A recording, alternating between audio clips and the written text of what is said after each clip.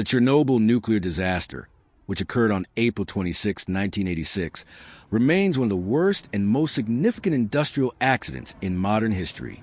The explosion in reactor number 4 of the Chernobyl nuclear power plant, located in the city of Pripit, Ukraine, not only altered the lives of millions of people directly involved in the disaster, but also generated global repercussions in terms of public health, the environment, and international politics. The impact of the tragedy continues to be felt to this day, with many of the long-term consequences still being studied and analyzed. Although the accident was a result of a series of technical and operational failures in the reactor, one of the most intriguing questions is the responsibility of a single man, Anatoly Dyatlov, the deputy chief engineer of the Chernobyl plant. Dyatlov was directly involved in carrying out a safety test that ultimately precipitated the catastrophe. His leadership and decisions that day became one of the most controversial and debated aspects of the accident. Although there are many culprits when analyzing the Chernobyl disaster, it is impossible not to turn our attention to the actions of Dyatlov, whose decisions precipitated a sequence of irreparable failures. This script seeks to explore how the decisions of a single man in the leadership of that test directly contributed to the greatest nuclear tragedy in history. Although the accident was fueled by a series of factors, both human and technical, the focus will be on Dyatlov's central role and how his actions triggered the disaster that would change the course of the history of nuclear energy in the world. When the explosion occurred, the effects were devastating. Immediately after the explosion, the plant workers, as well as the firefighters who arrived to extinguish the fire, were exposed to lethal levels of radiation. Soviet authorities initially tried to minimize the impact of the accident, but it soon became clear that the consequences would be far more serious than had been imagined. The city of Pripit, located just 10 kilometers away, had to be evacuated, but not before hundreds of residents had been exposed to fatal radiation. The number of deaths and the impact on the health of people who lived in the region, as well as those involved in the disaster containment effort, will be profound and far-reaching. The radiation was not limited to Ukraine.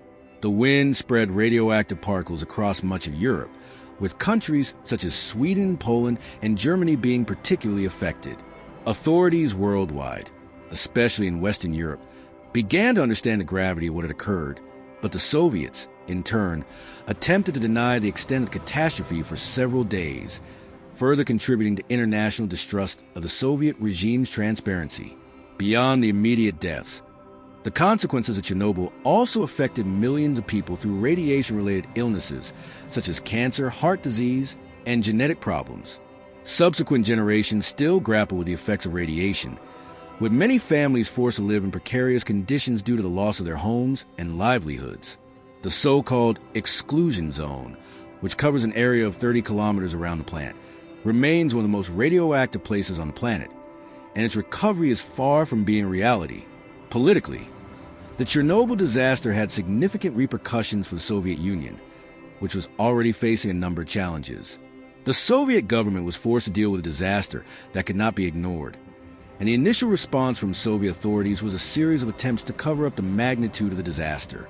The lack of transparency and the tight control of information within the Soviet regime further worsened the situation. Internationally, the lack of information and the attempt to downplay the accident angered the Western world, and the Soviet Union's relationship with European countries and the United States deteriorated even further. In terms of nuclear energy, Chernobyl had a profound impact on how the nations of the world approached nuclear safety. The event sparked a global debate about the viability of nuclear energy, with many countries reconsidering their nuclear policies, while others, such as the United States, strengthened their nuclear safety regulations. Chernobyl also marked a shift in how industrial disasters were handled.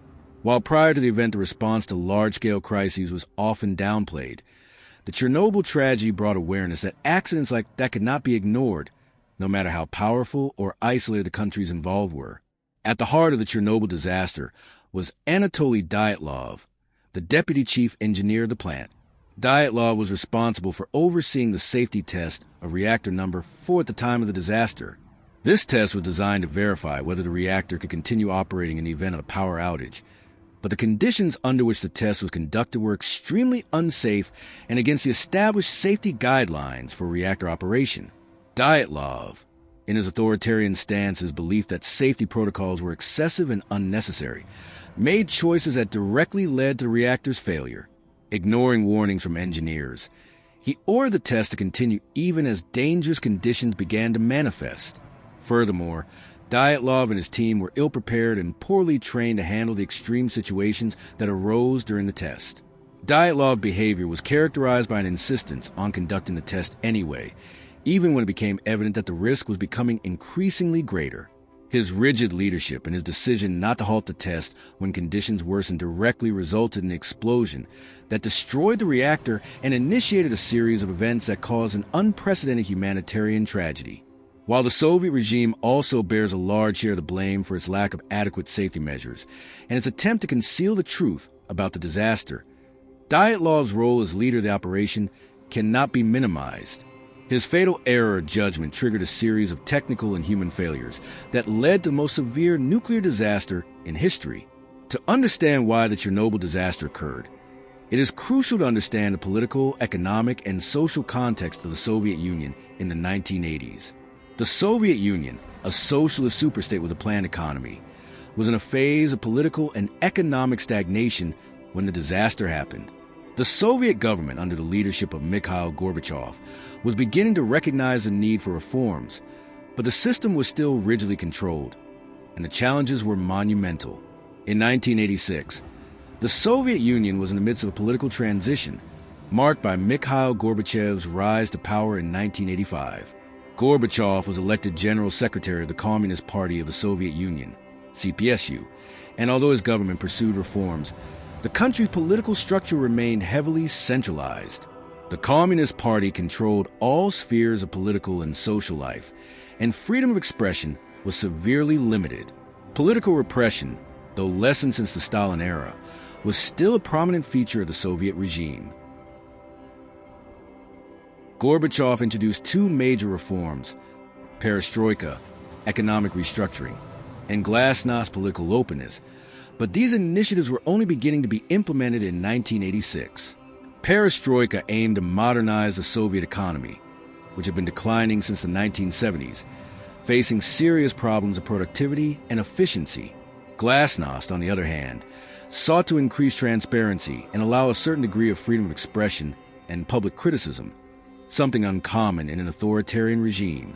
Despite these reforms, the Soviet Union was still an authoritarian state, where censorship, control over information, and centralization of power were prevalent. This created an environment where responsibility was often delegated to specific individuals, and where questioning government orders was discouraged. Security failures were often ignored in the name of efficiency and meeting targets, something that would be evidenced in the case of Chernobyl. In the 1980s, the Soviet economy was in decline. The planned economy model, which had been effective in previous decades, was proving ineffective in the face of the needs of modern, industrialized society. The production of consumer goods was scarce, and shortages of essential products were common. The Soviet Union was also struggling to keep pace with the arms race with the United States, which further drained economic resources. One area in which the Soviet government invested heavily was nuclear energy. Atomic energy was seen as an efficient and modern way to ensure the Soviet Union's energy self-sufficiency, and at the same time, a symbol of the country's technological progress. The construction of nuclear power plants, such as Chernobyl, was driven by this impulse to show the world the technological superiority of the USSR. However, the Soviet nuclear industry lacked adequate safety infrastructure. The lack of investment and maintenance, coupled with a culture of negligence regarding safety, resulted in a series of failures that, combined, would lead to the Chernobyl tragedy. The mentality of developing nuclear energy at any cost led to risky decisions and a lack of preparedness for a possible disaster, which made the Chernobyl accident virtually inevitable. Nuclear safety in the Soviet Union was a matter of lower priority compared to production and efficiency goals. The culture within nuclear power plants was deeply hierarchical, where orders were followed without question, and where mistakes, when made, were often covered up. In a centralized economy, where production and meeting targets were priority, safety was frequently neglected. This was clear in Chernobyl, with the design of the RBMK, reactor Bolshoi Mashnasykalny.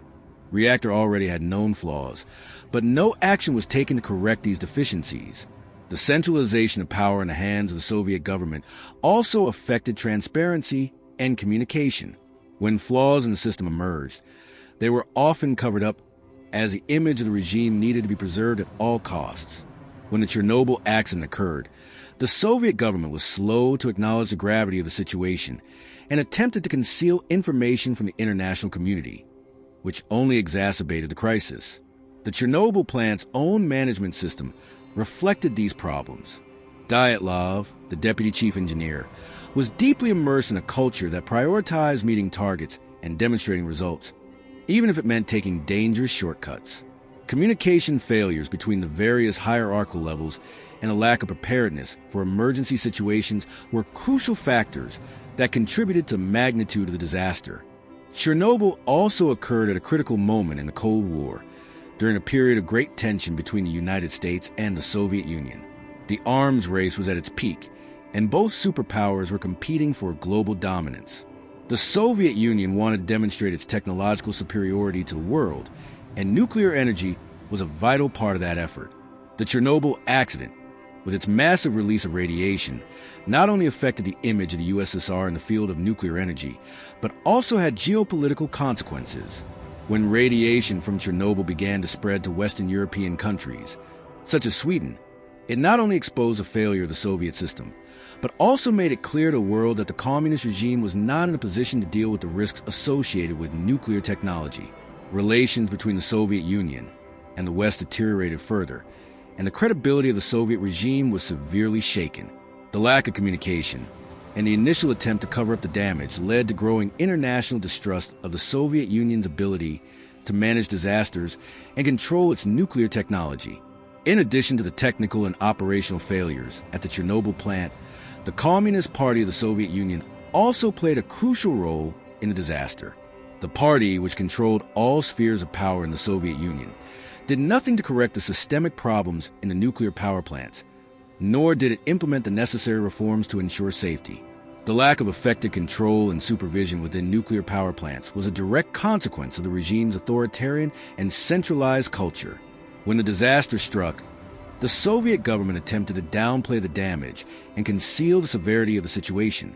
The initial response was disastrous, with local authorities trying to prevent the evacuation of areas near the plant, resulting in more people being exposed to radiation. Only when the disaster became evident was the Soviet government forced to act, but it was too late to prevent further damage. The Soviet Union was a pioneer in the use of nuclear power as a source of electricity, beginning its research in the nuclear field in the 1940s and 1950s. However, nuclear power also reflected the contradictory qualities of the Soviet regime, a drive to achieve cutting-edge technological advancements, often at the cost of rigorous oversight and responsible management of the risks involved. The Soviet nuclear industry was a reflection of a centralized and authoritarian system, in which decisions were made at higher levels and safety concerns were frequently disregarded in the name of efficiency and production. Nuclear power was seen as a tool for modernization and a symbol of the Soviet Union's scientific progress. Beginning in the 1950s, the USSR began building its first nuclear power plants, with a vision that atomic energy could sustain rapid industrial growth and ensure the country's energy self-sufficiency. However, while the Soviet Union prided itself on its ability to build nuclear power plants, the resources to ensure these plants operated safely were often limited. The Soviet Union possessed a highly centralized nuclear energy system, where decisions were made by a technical and political elite with little or no independent oversight.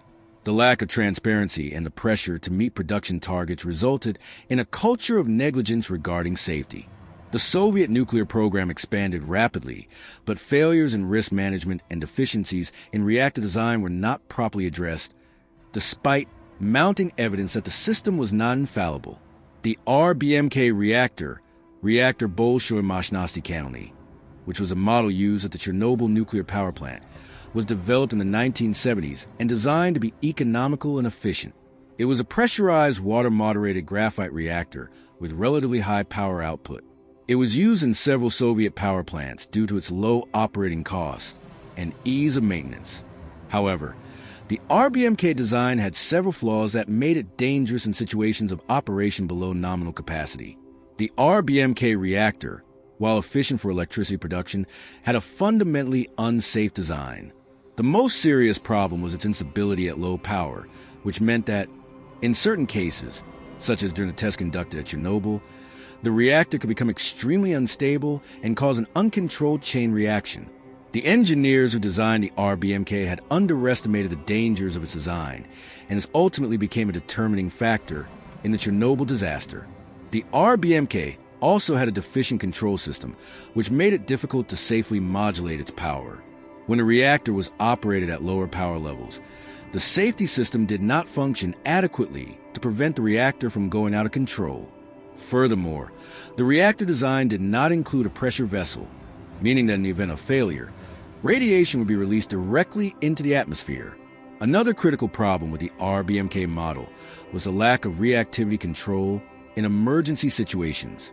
Operating the reactor without proper reactivity control during the test being conducted at Chernobyl caused the reactor to accumulate energy dangerously. When the energy was suddenly released, the explosion that occurred in the reactor was catastrophic, releasing radiation into the atmosphere and causing complete meltdown of the reactor core. Beyond reactor design flaws, the Soviet nuclear industry was marked by a culture of negligence regarding safety. The relentless pursuit of results and efficient production often led employees to ignore or minimize risks. Nuclear power plants, including Chernobyl, were seen as prestigious instruments for the Soviet regime, and any failure was treated as a political embarrassment, often suppressed to protect the Soviet Union's image on the global stage. In many cases, safety concerns were seen as obstacles to production. Nuclear power plant engineers and operators were constantly under pressure to maintain high levels of energy production, which often meant working in precarious or risky conditions. A lack of adequate training was also a problem. Many nuclear power plant operators were not fully trained to handle emergency situations or the intricate safety systems of the reactors. The pressure to meet production targets also resulted in communication and coordination failures within the plants. Operators were frequently forced to work long hours under stressful conditions, which affected their ability to make clear and safe decisions at critical moments. This work environment directly contributed to the Chernobyl disaster, where a lack of awareness of the risks of testing and a failure to recognize warning signs caused a catastrophe. The lack of transparency in the Soviet system also played a crucial role in the Chernobyl accident. When the disaster occurred, Soviet authorities were slow to acknowledge the seriousness of the situation, opting for a cover-up strategy. The Chernobyl plant, like other Soviet nuclear plants, operated under a regime of absolute secrecy, and any kind of technical failure or accident was minimized or concealed. When the explosion happened, the first official reports underestimated the magnitude of the problem. This cover-up had serious consequences. When radiation began to spread to Sweden and other European countries, Soviet authorities were finally forced to admit the disaster, but this only happened after international pressure. The lack of communication with the outside world, and even within the Soviet Union, worsened the situation and prevented a more effective response to the disaster. The image of the Soviet regime was severely damaged, and international distrust of the Soviet Union's ability to manage its nuclear power plants increased significantly. The Chernobyl disaster revealed many flaws in the Soviet nuclear industry, but also exposed a fundamental flaw in the Soviet regime itself: the lack of trust between the government and the population, and between the authorities and the technicians. The culture of secrecy, repression, and fear of reprisals imposed an environment where workers and specialists did not feel comfortable raising concerns about safety or questioning orders that could endanger the lives of thousands of people. Ultimately, the Chernobyl disaster was not just a technical failure or the mistake of a single individual. It was a result of a flawed governance system, a negligent nuclear industry, and a culture that valued political loyalty and production above safety and accountability. Chernobyl showed the world that totalitarian systems, which prioritize control and secrecy, may be incapable of dealing with the consequences of their own failures. The Chernobyl nuclear power plant, inaugurated in the 1970s, was located in the city of Pripit, Ukraine, and was one of the largest nuclear power plants in the Soviet Union. Chernobyl represented a milestone in the Soviet project to expand the use of nuclear energy, being not only a power plant, but also a symbol of the technological power of the USSR. The plant consisted of 4 RBMK reactors, and reactor number 4, where the disaster occurred, had been in operation since 1983.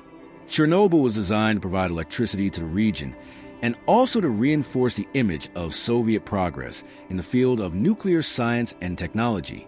The plant had a considerable energy production capacity and was strategically located near industrial areas of great importance to the Soviet economy. Pripit, the city that housed the plant's workers, was built as a model city with modern infrastructure, good public services, and a community highly skilled in operating the plant. However, the plant also had structural flaws that ultimately proved decisive in the disaster. The RBMK reactor, as mentioned in the previous section, had a deficient design, especially regarding its ability to control reactions at low power.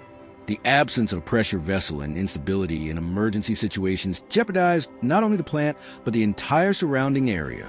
The fact that these problems were not addressed during construction and operation of the plant indicated systemic failures in supervision and safety culture, problems that extended to the training and preparation of employees. Like any large nuclear facility, the Chernobyl nuclear power plant relied on a highly trained team to operate and maintain the reactors. Operators, engineers, and technicians were responsible for ensuring the reactors functioned efficiently and safely. However, the training offered to plant employees was far from ideal. The Chernobyl team was composed of several hierarchical levels, with reactor operators being the closest to the day-to-day operation of the system. However, despite many of these people being highly qualified and having years of experience, specific safety training for handling nuclear emergencies was insufficient. Safety procedures were often neglected, and there was a lack of real understanding of the risks involved in handling a nuclear reactor as unstable as the RBMK. Within this team, there were employees who believed that the test being conducted on the night of the Chernobyl disaster was merely a formality. Anatoly Dyatlov, the deputy chief engineer at the plant and responsible for overseeing the safety test, had an authoritarian view of the operation, where questioning was rare and the hierarchy was rigid. This climate of blind obedience and pressure to meet targets created a risky situation, where any attempt to interrupt or revise the test plan would be seen as insubordination. Anatoly Dyatlov was a highly qualified engineer, but also a controversial figure within the Chernobyl nuclear power plant. He stood out for his authoritarian approach and his rigorous leadership style. Dyatlov had a long career within the Soviet nuclear sector and, due to his experience, was placed in the position of deputy chief engineer at the Chernobyl plant. His main responsibility was to ensure that the reactors operated within the expected parameters, without considering, however, the dangers associated with the operation. Dyatlov firmly believed that nuclear energy was a powerful tool for Soviet progress, and that any obstacle, such as warnings about reactor safety, should be ignored in order to meet production targets. His authoritarian and inflexible stance is reflected in his actions before and during the disaster. He insisted that the safety test be carried out, even in the face of ample evidence that the reactor was operating unstably. One of Dyatlov's most significant failings was his inability to recognize the imminent dangers. When operators began to warn of signs of failure, Dyatlov disregarded their concerns and, instead of halting the test, pushed for it to be completed. His leadership was decisive in the sequence of failures that resulted in the reactor explosion. The Chernobyl nuclear power plant, like any nuclear facility, operated within a rigid hierarchical structure where decisions were centralized and orders came from above. This meant that any attempt to question the decisions of superior, as was the case with Dyatlov, was seen as unacceptable and punishable. This created an environment where communication was minimal and orders were executed without question. This hierarchical system, with the authority of Dyatlov and other senior plant officials, was not challenged, directly contributed to the disaster. Although there were technicians and operators aware of the gravity of the situation, their ability to act was severely limited by the power structure. They were, in effect, subordinate to Dyatlov, who was unwilling to listen to or consider the warning signs the subordinates were trying to communicate. The lack of effective communication between the different levels of the hierarchy within the plant created an environment in which risk was underestimated and decisions were made hastily and without proper safety testing. The command system was focused on the need for immediate results, which overshadowed safety and risk assessment, essential factors for ensuring the safe operation of a nuclear reactor. In 1986, the safety test that ultimately triggered the Chernobyl disaster was designed to simulate a power supply failure and verify whether the reactor's cooling systems will be able to function. However, the test was poorly planned and irresponsibly executed. The test was conducted at a time of low reactor power, and several operational failures occurred before the explosion.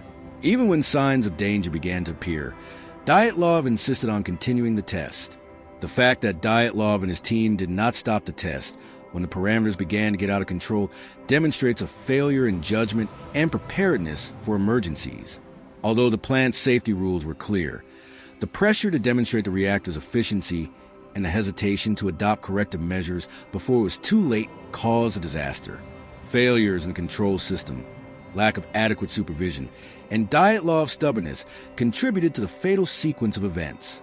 After the reactor explosion, Chernobyl workers faced immediate chaos. Some operators were killed in the explosion, while others were seriously injured due to radiation. The initial response to the crisis was marked by a lack of knowledge about the true extent of the disaster. Radiation spread rapidly, but Soviet authorities were slow to recognize the severity of the event, which delayed containment and cleanup efforts. Firefighters who arrived at the scene faced an impossible task, as they were being exposed to lethal levels of radiation while trying to control the fire that had started in the reactor. The lack of adequate protective equipment and misinformation about what was happening at the plant made the first hours after the explosion even more deadly. The Chernobyl disaster was not simply the result of flaws in the reactor design or an isolated error, but rather the effect of a series of decisions made before, during, and after the safety test conducted on the night of April 25 to 26, 1986. This test, which was supposed to simulate a power outage, ended up being poorly planned, poorly executed, and ultimately disastrous. The test was a fatal combination of technical negligence, faulty judgment, and pressure exerted by the plant's management to carry out the procedure. The safety test at the Chernobyl nuclear power plant was designed to simulate a power outage, more specifically to assess the ability of the emergency generators to maintain the operation of the reactor's cooling system until power was restored. The goal was to test the reactor under low-power conditions to see if the reactor could continue operating without failing in critical situations, something that could occur in the event of a power failure. The RBMK reactor design was already susceptible to failures in low-power situations, and this test was a way to simulate an emergency. To understand the magnitude of the error committed, it is necessary to realize that the energy generated by the plant at a very low operating level was extremely unstable. The safety system was designed to operate efficiently under high power, but when the load was reduced, the lack of safety was exposed. The decision to conduct the test was already fraught with problems. The reactor was operating at lower power levels than recommended, which was already compromising its stability. In addition, the test was carried out at an inappropriate time, at night, and with a reduced number of operators and technicians who were preparing to change shifts. This meant there was less supervision and, consequently, a greater risk of error. On the eve of the disaster, the plant was in precarious condition. During the execution of the test, the Chernobyl team faced technical problems related to the reactor's power control system. When the power dropped to dangerous levels, the reactor was not responding as expected. Operators were having difficulty correcting the situation, but instead of aborting the test or seeking expert guidance, the plant supervisor, Anatoly Dyatlov, insisted on continuing the procedure. What happened at Chernobyl that night was a direct violation of safety protocols. Operators were instructed to reduce reactor power, but conditions were far from ideal for such an operation. The RBMK reactor, designed for high-power operation, was operating below its minimum safe capacity. Faults were already visible, and instead of stopping and reviewing the process, Dyatlov and his team continued the test, disregarding critical warnings. Furthermore, pressure to complete the test was coming from all directions. Plant management wanted the test finalized, as it had been repeatedly postponed, and was disrupting the plant's maintenance schedule. Plant leadership was focused on meeting deadlines. contributing to an atmosphere of haste and negligence where operators felt they could not interrupt the process without suffering repercussions. The instructions for the test were given recklessly. For example, the deactivation of the reactor's safety system, an extremely risky action, was authorized by Dyatlov. This eliminated any safety margin that could have prevented the chain reaction of the accident. When operators tried to warn the need to reverse the dangerous conditions, Dyatlov ignored them and forced a continuation. As the test progressed, technical problems accumulated. The reactor was becoming increasingly unstable due to reduced power, but the control systems were failing, which increased the risks of an uncontrolled reaction. When the reactor was sped up, the pressure in the system reached unsustainable levels. The power generated by the plant was far below what was needed to ensure safe control, and the failure to maintain pressure and cooling led to the catastrophic explosion. The Chernobyl reactor had a critical design flaw. When power was cut off for emergency testing, the reactor configuration did not allow the control system to respond adequately. The failure was exacerbated by the operator's lack of preparedness to handle this situation. When the operators tried to reverse the process, the system collapsed and the reactor exploded, releasing enormous amounts of radiation into the atmosphere. Anatoly Dyatlov's role in the safety test failure cannot be underestimated. As deputy chief engineer of the plant, he was responsible for overseeing the operation and ensuring compliance with safety procedures. Dyatlov, however, was deeply immersed in a culture of authority and obedience, and his decision to ignore safety protocols was one of the main reasons the disaster occurred. When the operators began to warn about the reactor's instability, Dyatlov not only ignored them, but also made decisions that further aggravated the situation. His insistence on continuing the test and his refusal to halt the process when signs of failure began to manifest were decisive in the sequence of failures that resulted in the explosion. Dyatlov, although technically competent, had a rigid and authoritarian view of the plant's operation. He believed the test should be completed at all costs, and this determination was one of the main failures of judgment on that fateful day. The pressure to meet targets and the resistance to halting the test, even as warnings began to emerge, were crucial to the disaster. After the explosion, the situation deteriorated rapidly. The immediate impact was devastating. The reactor was destroyed, releasing deadly radiation into the environment and instantly killing plant workers and firefighters who were trying to extinguish the fire. The explosion caused a series of fires and released enormous amounts of radiation into the atmosphere. Chaos engulfed the plant. Plant workers were uninformed about the severity of the situation, and many were exposed to radiation without knowing the risks. The safety control system had failed, and the staff were defenseless against the consequences of their own decisions. That night, thousands of people were exposed to fatal levels of radiation. The first group of firefighters to arrive at the explosion site lacked adequate equipment to deal with the radiation, and many died in the following days. The evacuation of the city of Pripit only began 36 hours after the disaster, when it became clear that the situation was beyond any control. In the immediate aftermath of the explosion, the Soviet government attempted to downplay the severity of the accident. Information was withheld, and the evacuation of Pripyat did not occur until radiation was detected in other countries, such as Sweden. The Soviet response to the disaster was marked by delay and a lack of transparency, which increased international distrust in the Soviet Union's ability to handle the situation. The radiation was not confined to the area around Chernobyl. Strong winds spread radioactive particles across much of Europe. The cover-up of the accident's severity resulted in a significant delay in the international response, which only managed to take effective measures when the scale of the tragedy became undeniable. Anatoly Dyatlov, the deputy chief engineer at the Chernobyl nuclear power plant, was responsible for overseeing reactor number 4 during the 1986 disaster. He was a central figure in the event, and his authoritarian leadership and misguided decisions directly contributed to what became the worst nuclear disaster in history. To fully understand the magnitude of the disaster, it is crucial to examine Dyatlov's life and attitudes, his lapses in judgment, and the role he played during the safety test that culminated in the reactor explosion. Anatoly Stepanovich Dyatlov was born in 1941, during World War II, into a middle-class family in the Soviet Union. From a young age, Dyatlov demonstrated an interest in the exact sciences and graduated as an engineer. His talent for engineering and his commitment to his work led him to prominent positions in the Soviet nuclear sector. He began his career in low-risk nuclear facilities before being promoted to positions of greater responsibility. Dyatlov was known for his rigid and ruthless leadership style. Throughout his career, he stood out as a dedicated and determined professional, but also for being authoritarian, unwilling to listen to criticism or suggestions from others. This leadership posture, which promoted blind obedience and the absence of questioning, would be one of the main flaws that contributed to the Chernobyl tragedy. In a hierarchical system, like the Soviet one, where obedience was seen as a virtue, Dyatlov saw no reason to question the system or the orders he received. Dyatlov was a man known for his impetuous temperament and the aggressive way he treated his subordinates. In a nuclear power plant, where the risks were high and decisions had to be made cautiously, this leadership style proved disastrous. He had little patience for those who questioned his decisions or pointed out potential risks, considering them a disrespect to authority.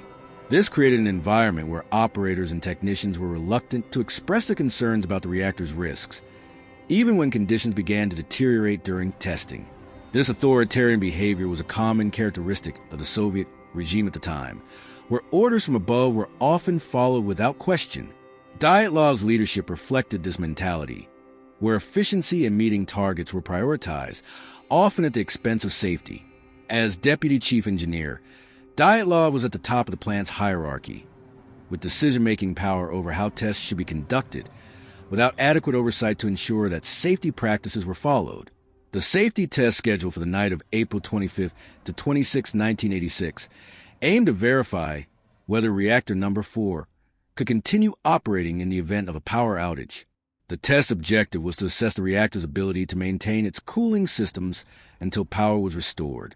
However, the reactor's conditions were not suitable for a safe test. Power was below the recommended level, and the reactor's design was already known to be unstable under these conditions.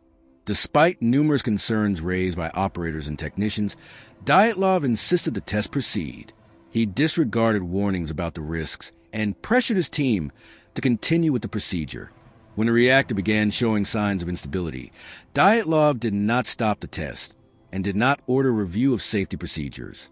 Instead, he maintained his authoritarian stance, ignoring the signs that the reactor was about to fail.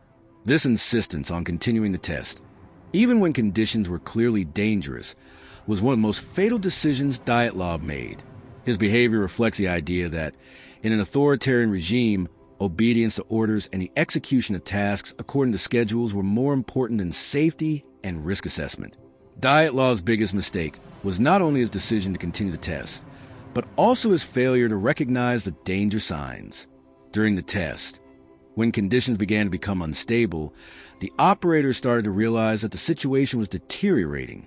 They tried to warn Dyatlov, suggesting that the test be stopped, but he disregarded their concerns. Instead of listening to the team, Dyatlov insisted that the test be completed and that procedures proceed as planned. When the reactor power dropped to dangerously low levels, the control system failed. Instead of recognizing the seriousness of the situation and taking corrective action, Dyatlov remained stubborn, believing that the operation was within normal parameters. This failure of judgment, fueled by his ego and the pressure to complete the test, was a factor that led to the reactor explosion. Furthermore, Dyatlov failed to assess the consequences of his actions for the safety of the plant personnel and the population of Pripit. He was so focused on completing the test that he did not realize that his insistence was putting lives at risk. When the reactor exploded, he didn't have time to react properly, and his team was also caught off guard by the magnitude of the disaster. Although the Chernobyl accident was a result of a series of systemic failures, from a reactor's flawed design to negligence regarding nuclear safety in the Soviet Union, Dyatlov's actions played a central role in triggering the disaster. As the leader of the team responsible for the test, Dyatlov had the power to stop the operation and make decisions that could have prevented the explosion. His failure to recognize the gravity of the situation and his authoritarian stance toward the operators directly contributed to the catastrophe. The fact that Dyatlov did not stop the test when signs of failure began to emerge is a clear example of how a failure judgment, combined with lack of communication and transparency, can lead to disaster. His authoritarian attitude and the environment of fear and obedience he created within the plant made it impossible for his team to act effectively. When the reactor exploded, Dyatlov tried to deny his responsibility, but there was no doubt that his flawed leadership and misguided decisions had been crucial factors in the disaster. After the explosion, Dyatlov initially tried to downplay the seriousness of the situation. He was one of the first to be informed about the extent of destruction, but his reaction was marked by an attempt to discredit reports about the damage caused by the reactor. Dyatlov went to the site of the explosion and, despite being fully aware of the radiation release, tried to proceed with operations and contain the disaster in an improvised manner. It was only after irrefutable evidence that the situation was out of control that Dyatlov, along with other team members, was forced to admit the seriousness of the accident. The evacuation of Pripit, which was initially postponed, only took place many hours after the explosion, when the radiation had already spread beyond the plant. After the disaster, Dyatlov was arrested and brought to trial, where he was found responsible for his actions. In 1987, Dyatlov was sentenced to 10 years in prison for his direct responsibility in the accident, being accused of violating safety regulations and negligence regarding the safety of workers and the population. During the trial, Dyatlov maintained his position that the accident was an unpredictable one, although the evidence clearly showed that his decision to ignore the danger signs was. Dyatlov's trial was controversial. Many consider that he was made a scapegoat for a system that was structurally flawed. The Soviet leadership, instead of confronting the systemic failure that led to the disaster, sought to blame Dyatlov and other lower-level officials. However, the verdict was clear. His actions and judgment errors were decisive for the disaster. In the early morning of April 26, 1986, reactor number 4 of the Chernobyl nuclear power plant suffered a catastrophic explosion. The force of the explosion was devastating, destroying the reactor and releasing enormous amounts of radiation into the atmosphere. The magnitude of the disaster only began to be understood later, when the consequences for human health and the environment began to manifest themselves clearly. The initial response was marked by confusion, a lack of information, and a struggle to contain the damage, while the Soviet regime attempted to downplay the severity of the situation. At 1:23 a.m. on April 26, reactor number 4 at Chernobyl suffered an explosion so powerful that it was felt for miles. The impact destroyed a significant portion of the facility and launched pieces of concrete, metal, and radioactive materials into the air. The explosion was followed by a massive fire, which spread radiation into the surrounding environment and hampered the plant's ability to contain the accident. In the first few minutes after the explosion, the plant had no idea the severity of the accident. Plant operators were in shock and disoriented. They didn't know exactly what had happened and were trying to understand the damage and how to control the situation. Furthermore, many of them were exposed to lethal levels of radiation. Because the Chernobyl plant was in a remote area and communication with central authorities was inefficient, the initial response was confused and disorganized. The first firefighters arrived at the scene of the fire about 30 minutes after the explosion. Without knowing the true nature of the disaster and without adequate equipment to deal with the radiation, many of these firefighters were exposed to deadly radiation while trying to extinguish the fire.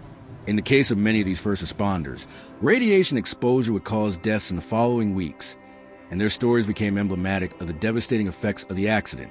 The Chernobyl plant was not prepared to deal with a disaster of such magnitude. The lack of adequate training to deal with nuclear emergencies and the absence of clear protocols for this type of accident made the situation even more serious. The plant operators and employees were, for the most part, unprepared to respond to the reactor's sudden meltdown.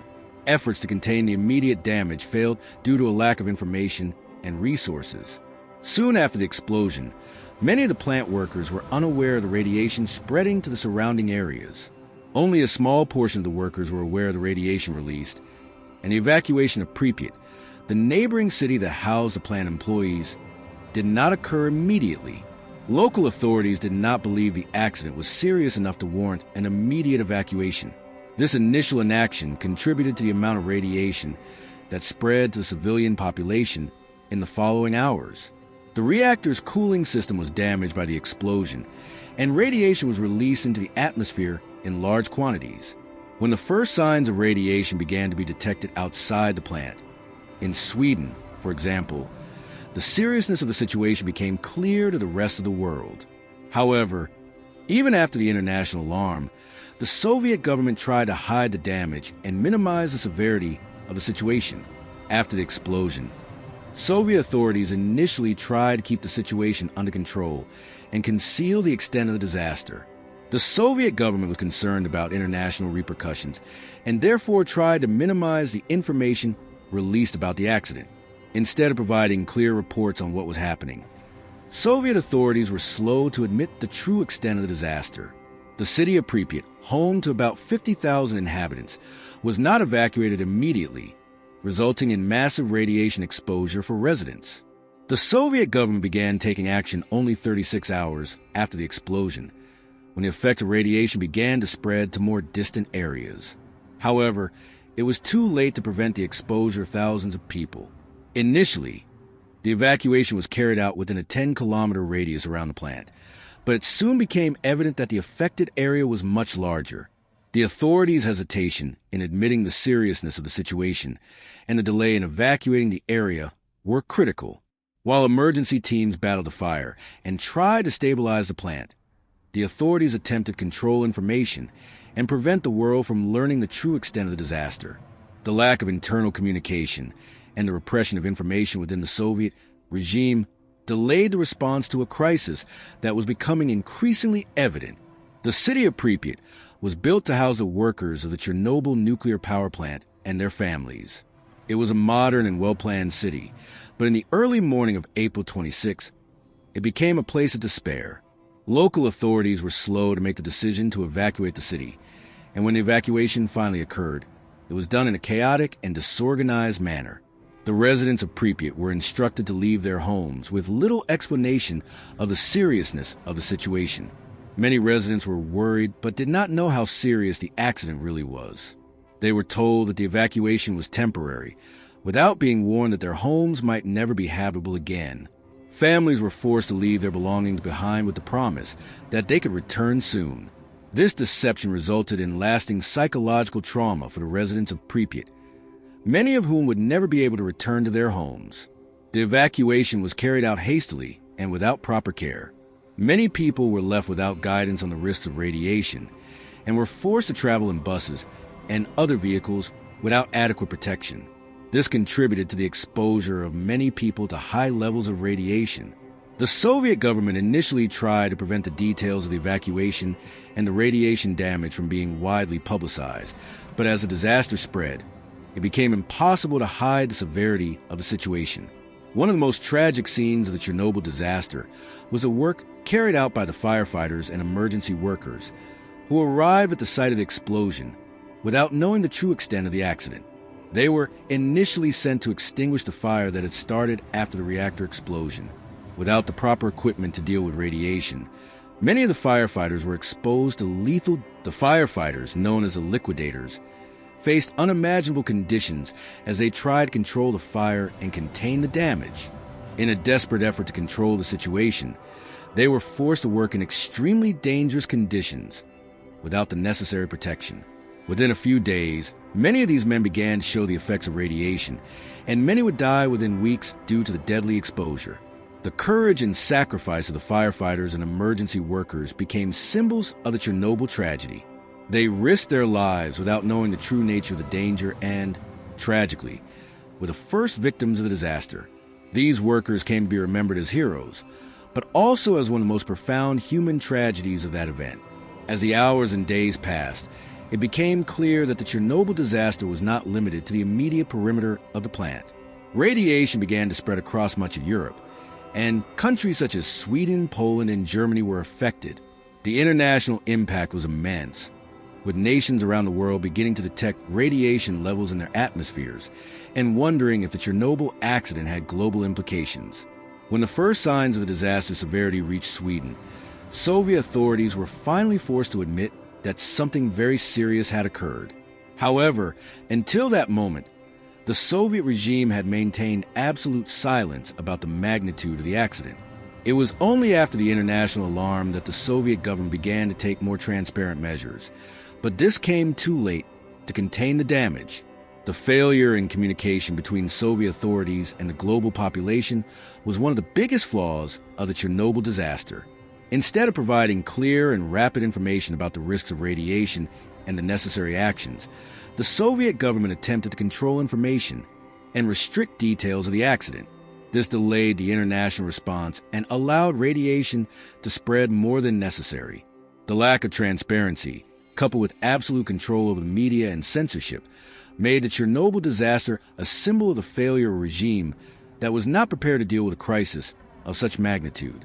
The Chernobyl disaster was an event of unimaginable proportions, but an equally shocking aspect was the initial response of the Soviet authorities, who tried to cover up the severity of the tragedy and minimize its repercussions, both domestically and internationally.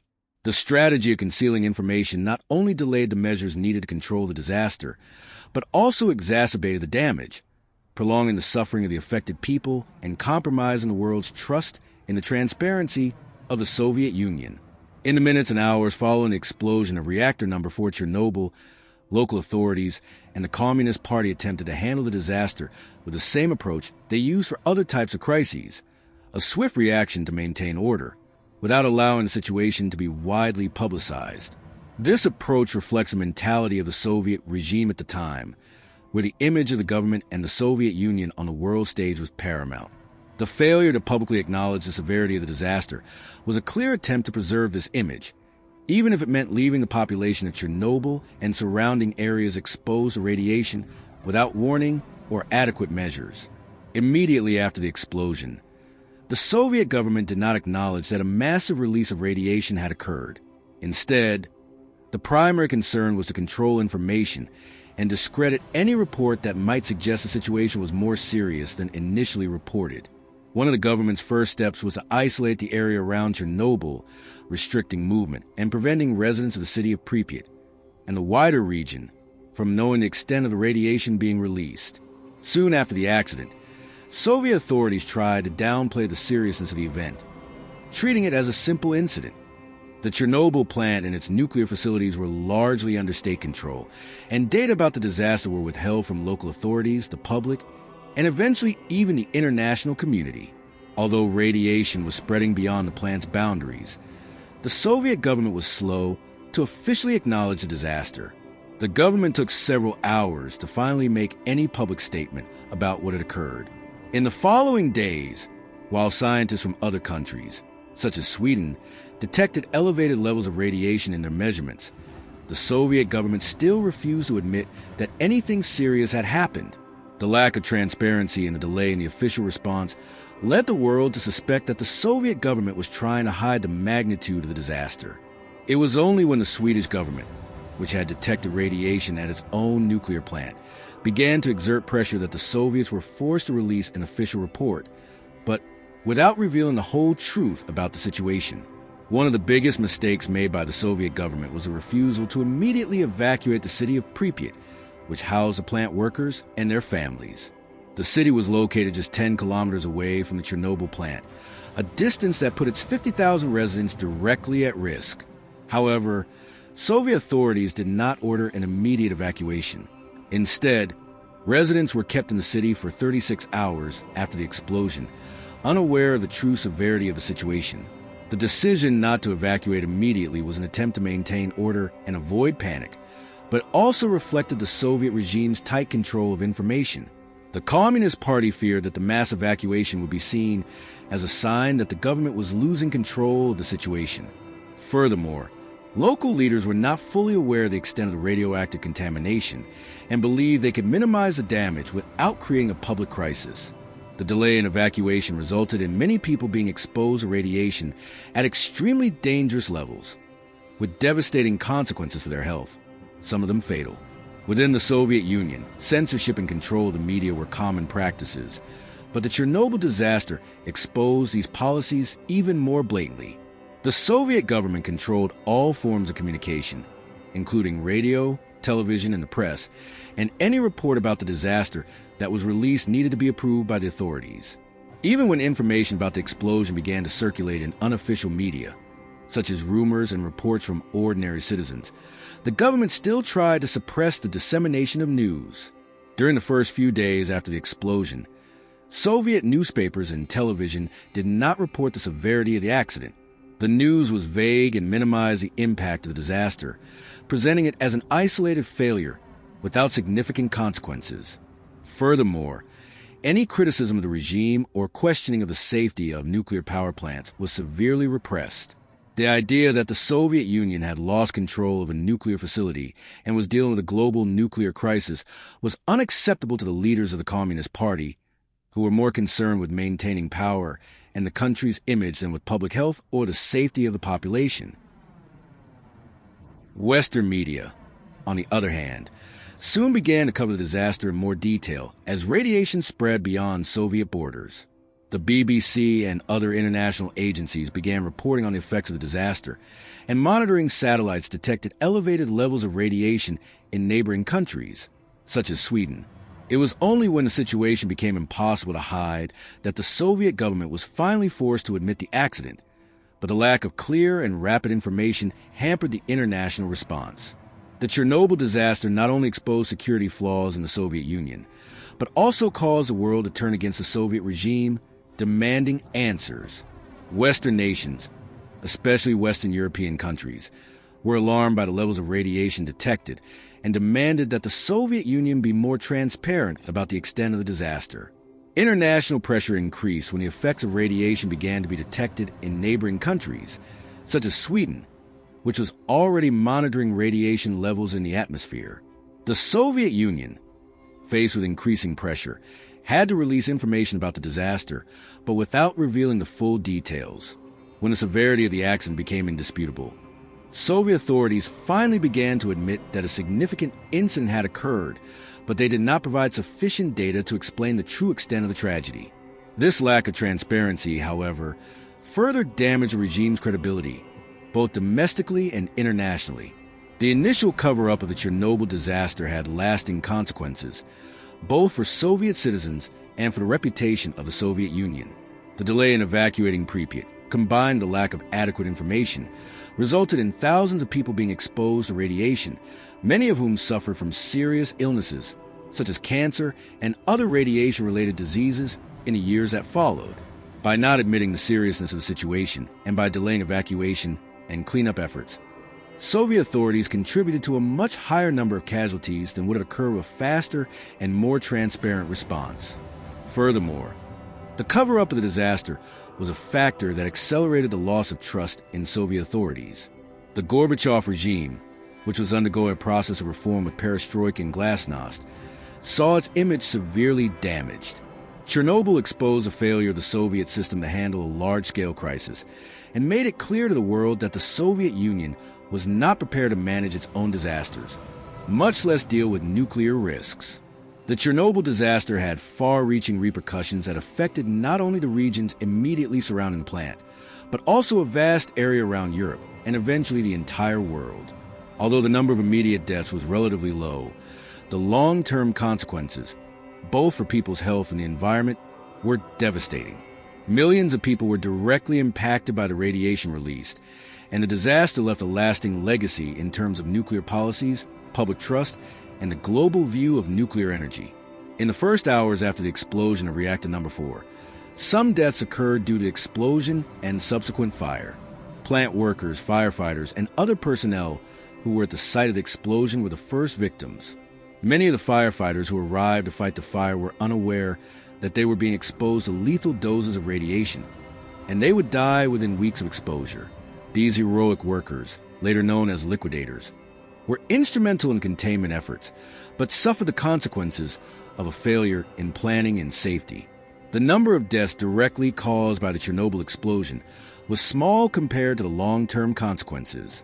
In the first few days, most of the fatalities were those who were closest to the reactor at the time of the explosion. According to initial estimates, about 30 people died immediately after the explosion due to radiation exposure and burns caused by the fire. However, these deaths represented only a fraction of the victims of the disaster, as the effects of radiation would continue to manifest in the following years. The Chernobyl disaster is widely recognized as the worst nuclear catastrophe in terms of radiation exposure, and its long-term effects on human health are still being studied. The radiation released during the explosion and in the subsequent days affected millions of people, especially those who lived in areas near the plant and who were forced to evacuate only after a critical delay. The amount of radiation released was considerable, and the radioactive particles spread over a vast area, affecting both humans and animals and the environment. The immediate impact of the radiation was most noticeable among plant workers and first responders, but over time, the radiation began to affect large populations in Ukraine, Belarus, and parts of Russia, as well as neighboring countries. Prolonged exposure to radiation resulted in a number of serious illnesses, primarily cancers, cardiovascular diseases, and respiratory problems. The most common type of cancer related to Chernobyl radiation was thyroid cancer, especially among children and young people who lived in the most contaminated areas. The high levels of radioactive iodine released by the explosion affected the thyroid gland, an organ sensitive to radiation.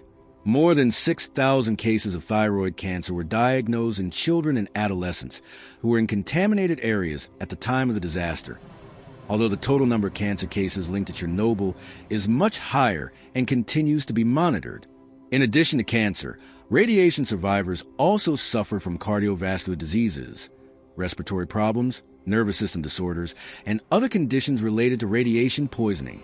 The radiation caused genetic mutations across generations, affecting not only adults but also the children and grandchildren of those exposed. The creation of the Chernobyl exclusion zone, a 30 kilometers area around the plant, was a necessary measure to ensure public safety and limit radiation exposure. After the evacuation of Pripit and surrounding areas, the zone was established as an area where access would be restricted to prevent further radiation exposure. Originally, the exclusion zone was considered a temporary area, but over time became evident that the region would remain radioactive for decades. The environmental impact of Chernobyl was significant. The ecosystems around the plant suffered from the high levels of radiation, which killed plants and animals in the immediate region.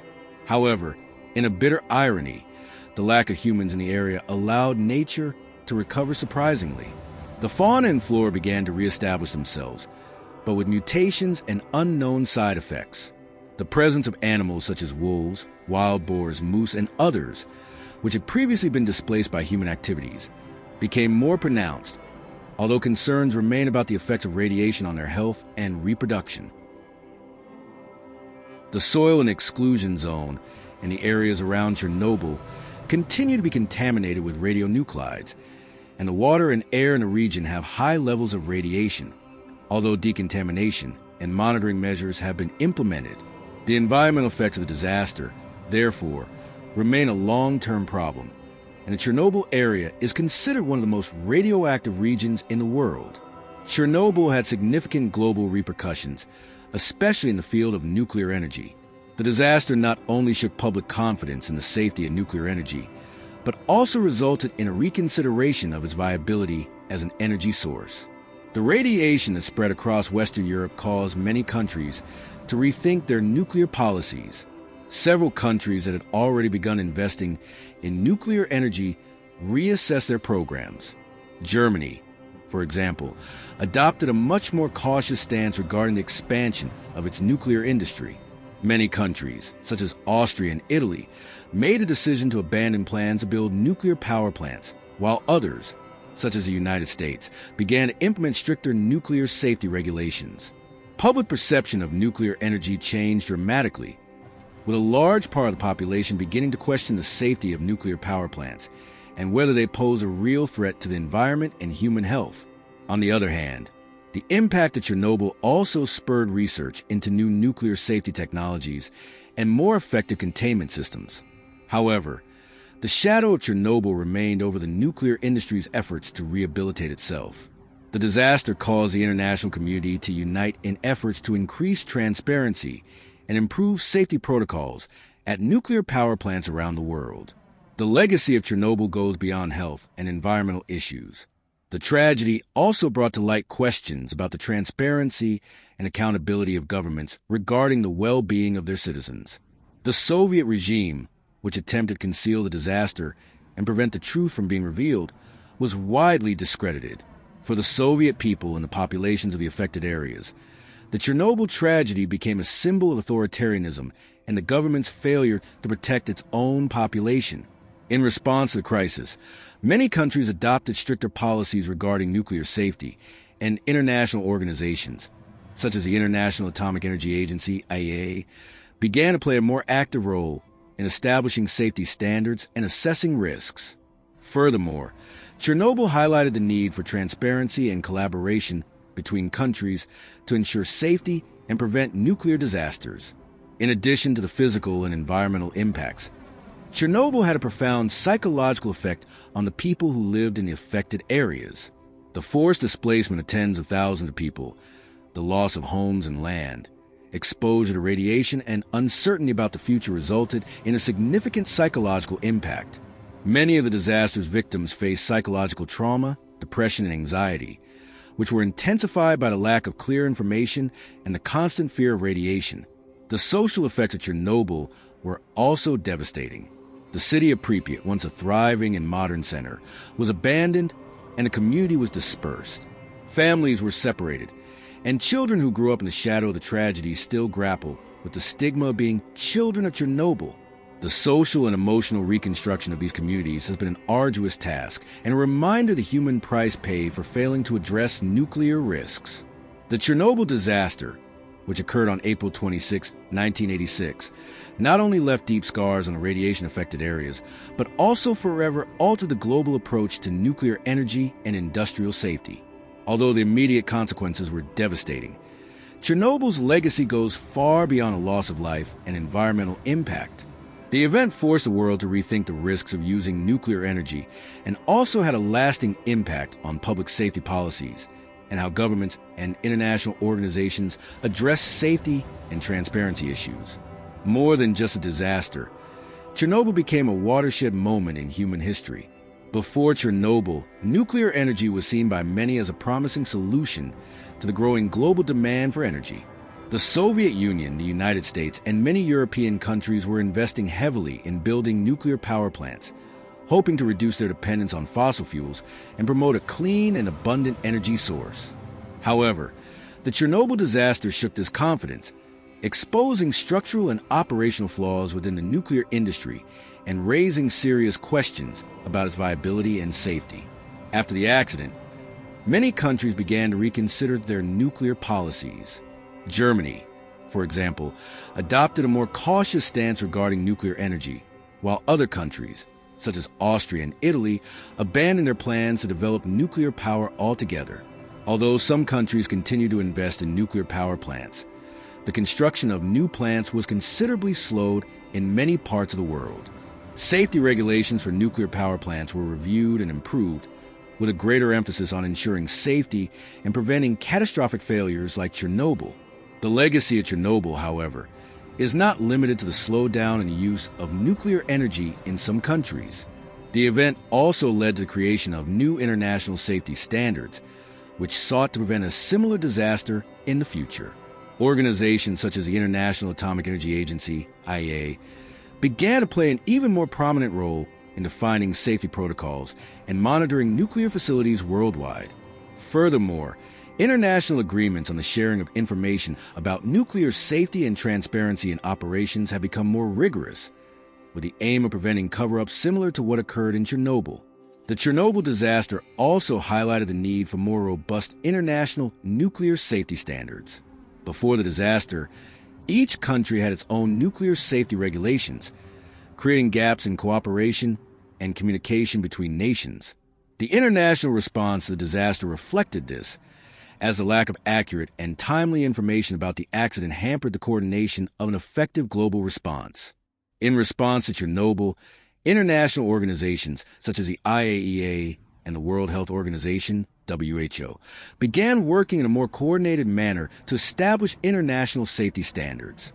The Convention on Nuclear Safety, adopted in 1994, was one of the major reforms that emerged as a result of Chernobyl, aiming to ensure that countries followed rigorous standards for the operation of nuclear power plants and implemented adequate emergency plans.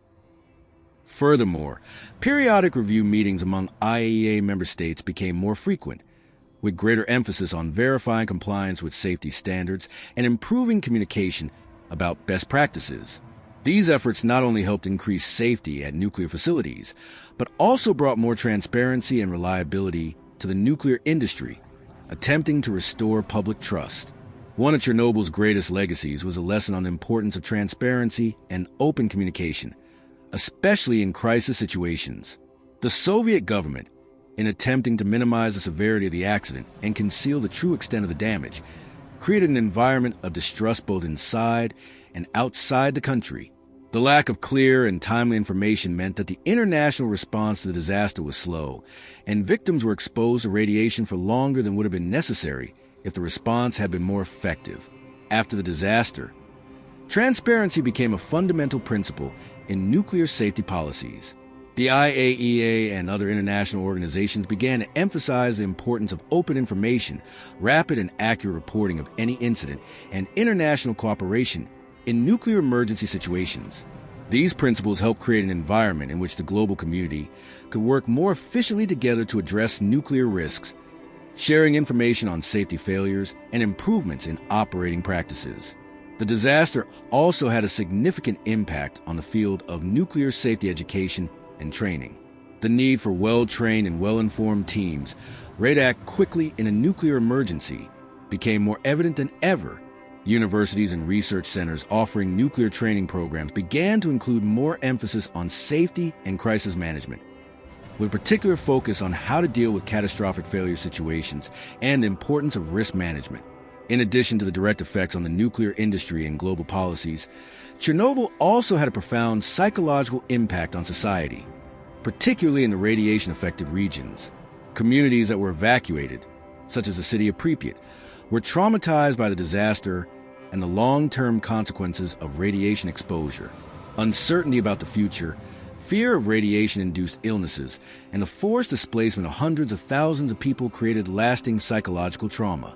The widespread fear of radiation, exacerbated by the initial cover-up by Soviet authorities and a lack of clear information, contributed to significant distrust of nuclear energy. For many people, the Chernobyl disaster was a clear demonstration that nuclear energy represented an unacceptable risk. Although the nuclear sector has implemented significant changes in safety regulations, the public image of nuclear energy has been permanently tarnished, and the struggle to restore confidence in nuclear power continues to this day. Radiotherapy and medical care for those affected by radiation, as well as reparation efforts, have been an ongoing endeavor. International organizations and governments have worked, in part, to mitigate the damage caused by radiation exposure. However, many who suffered the direct effect of the Chernobyl disaster continue to grapple with radiation-related health problems, and the social impact of this crisis is still being felt in some of the most affected areas, such as regions of Ukraine and Belarus. The cultural legacy of Chernobyl has also extended to politics and the media. The disaster has inspired a series of investigations, books, films, and documentaries that discuss what really happened at Chernobyl and the lessons that can be learned from this tragedy. In 2019, the television series Chernobyl was hugely successful and generated a new wave of awareness about the disaster, presenting both the human tragedy and the political and safety failures that led to the explosion. Furthermore, the disaster had a lasting impact on world nuclear policy. Countries that were previously willing to expand their nuclear programs began to reconsider the risks involved, and construction of new plants slowed down. Public distrust led to stricter nuclear proliferation policies, with countries more cautious about allowing the development of nuclear reactors on their land. Although Chernobyl generated a significant slowdown in the use of nuclear energy in some parts of the world, the global climate crisis has brought nuclear energy back into the debate. Amid growing pressure to reduce carbon emissions and combat climate change, nuclear energy as a low-carbon source is being reevaluated by many countries. However, the lessons of Chernobyl remain very much alive in the public mind, and the challenges of ensuring the safety of new nuclear reactors continue to be a central point in discussions about the future of nuclear energy.